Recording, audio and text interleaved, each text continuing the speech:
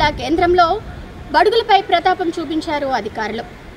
Ranjani theatre ఎదురుగా కోట గోడని ఆనుకొని ఉన్న ఇళ్లను శనివారం ఉదయం జేసీబీ సాయంతో రెవెన్యూ యంత్రాంగం, మాన్సా సంస్థ అధికారులు అలాగే పోలీసు యంత్రాంగం కలిసి ధ్వంసం చేశారు. దీంతో స్థానికంగా నివాసం ఉంటున్న వారు నిరసన వ్యక్తం చేశారు. తమకు గడువు ఇవ్వాలని, 70 ఏళ్లుగా అక్కడే నివాసం ఉంటున్నామని, తమకు గడువు ఇవ్వాలని కోరుకున్నారు.